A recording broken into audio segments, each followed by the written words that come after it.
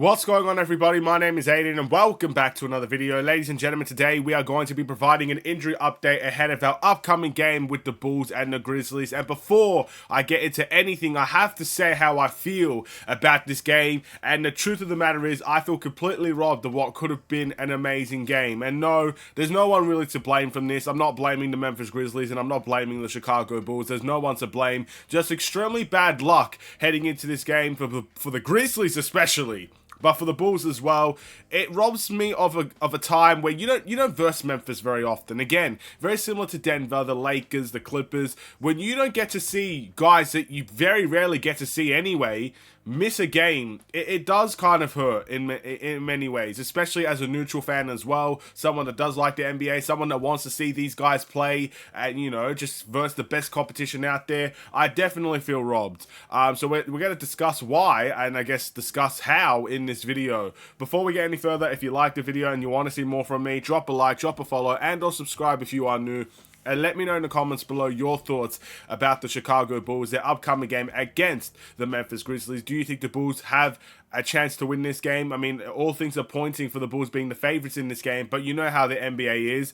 It can be deceiving. It doesn't necessarily matter what we think. At the end of the day, any team can beat any team in the NBA at any given time. So we shouldn't be taking this game too lightly, but it does point for us being the favorites. Obviously, for the Bulls side of things, Zach LaVine, unfortunately, it's been reported by Shams, will be expected to miss 1 to 2 weeks with that ankle injury. If you guys were unaware, in the last game against the Toronto Raptors, he did end up stepping on another individual's foot, and he was hopping around for a second, and he went to the bench frustrated, ended up going into the locker room. He came back out for a little bit, but still, we all knew this was going to happen with Zach LaVine. At the end of the day, when you twist your ankle, that's the bare minimum that happens to Zach LaVine. It's going to swell. And once you take your shoe off, once you allow the air to come in there, it's going to swell even more. It's going to become even more painful. And eventually, you're going to have to miss time. So Zach LaVine did end up, coming back into the game. But he is still expected now to miss 1 to 2 weeks. So look, I don't think things could get any worse for Zach LaVine. The guy publicly stated he wants to go away from the Chicago Bulls, essentially, or his agent did. And he's been injured ever since, really. And you could say he's faking injuries, but he's truly not. That's the saddest part. He's had so many opportunities to prove his worth, not only to the Bulls, but to other teams around the NBA, but the injuries keep getting in the way. And if there is a reason why, if there's one reason I could truly think of as to why Zach could stay with the Chicago Bulls this season, it's because he hasn't been able to get his body right for the last 2 seasons. And unfortunately, this is not something that... It's an accidental thing. Again, he stepped on someone's foot. That can happen to anybody at any given time, but it just sucks that it's happening to Zach LaVine all the time. It's very, very frustrating. I'm assuming he's very frustrated as well. Patrick Williams with an ankle injury is listed as questionable to play. He played in the last game against the Raptors. He missed 2 games before that. I don't really know what's happening with Patrick Williams, I must be honest. If I had to take a guess of whether or not he would play or not, maybe because it's Memphis with a lot of injuries, we could see him rest another game, but I do expect him to play. Again, if he played in the last game, I don't see a reason why he wouldn't be able to play in this game with a day's rest involved. So I don't know. He played very well last game as well, so I want to see him keep that level up. I'd assume it's listed as probable with his shoulder injury. Probable is a 75% chance likelihood he will play this game. Not too much else to say. He played in the last game and I expect him to play in this one. And Andre Drummond is listed as probable as well with his lower back spasms. Again, he played in the last game and I expect him to play in this game as well. So that's the injury update for the Bulls. A lot of probables, a lot of questionables, but with one key guy out, and that is Zach LaVine. Okay? Here's why I feel robbed right here. Let's look at the Memphis Grizzlies injury updates. Steven Adams has been out for a while. I don't think he's coming back this season. I think he had surgery on his right knee. I'm not necessarily sure the significance of that injury, but he's been out for a long time. He's going to be out against the Bulls. Brandon Clark, a power forward / center for the Memphis Grizzlies, has an Achilles injury. He's been out since last month, December 20th. He's been out for a complete month, and I don't necessarily know when he's going to return. Apparently, February 16th is the time frame that they're talking about. So 2 important guys for them, a role player and their starting center. Their starting point guard, Ja Morant, with a season-ending shoulder injury or shoulder surgery that he had, he's going to be out for the rest of the season. So Ja Morant is out completely. sucks to see. The starting point guard, again, he must be feeling incredibly frustrated. The fact he got suspended for 26 games, came back, played a couple of great games, and now he's going to be out for the rest of the season. Look, I guess if you're all in it for the money, you probably won't necessarily care. But for someone like Ja Morant that I truly believe loves the game of basketball, this is going to be a very frustrating moment for him, knowing that he can't just do what he wants to do, and there's always something in the way. That must suck for Ja Morant. Marcus Smart, one of the best defenders in the NBA.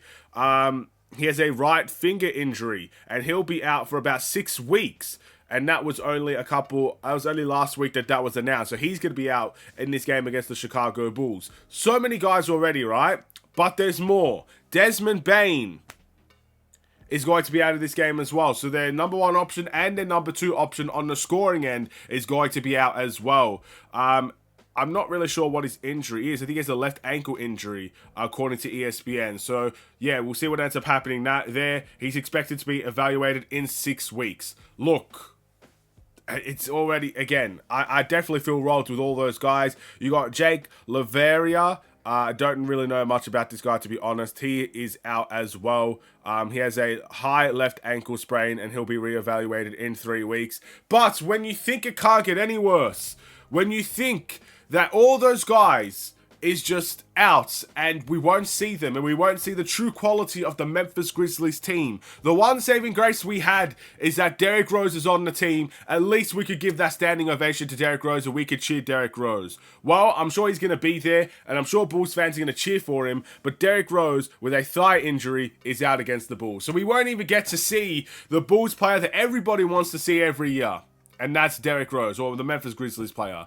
The fact of the matter is, Derrick Rose is out as well. So, not only do I feel robbed on a, I guess, skill level, in the sense that we're not going to see the best skilled and the best Memphis Grizzlies team out there, I feel robbed emotionally now. Because Derrick Rose won't be able to play either, and I won't even get to have sentimental value added into this game. So I'm not excited for this game, to be honest.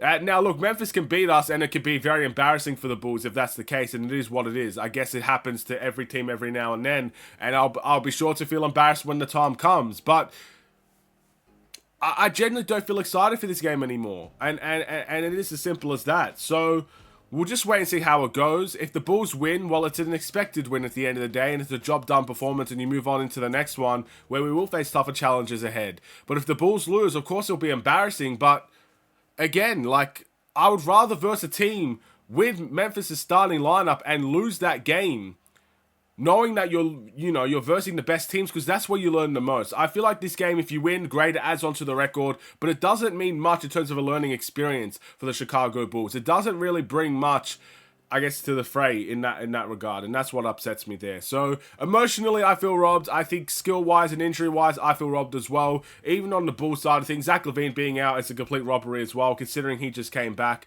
It hurts, ladies and gentlemen. Injuries hurts. It hurts physically, it hurts emotionally, and it hurts fans. It's as simple as that. And again, it's no one's fault. I'm not out here saying it's all your fault, it's all their fault, it's all a doctor. It's not. It just happens, man. And for Memphis, it's happening at a very bad level right now. So we'll wait and see what ends up happening. But yeah, thank you for watching. Drop a like and a follow, and or subscribe if you are new. I'll see you in the next Chicago Bulls related video. Stay safe, stay healthy, and stay tuned for more. Take care, and peace.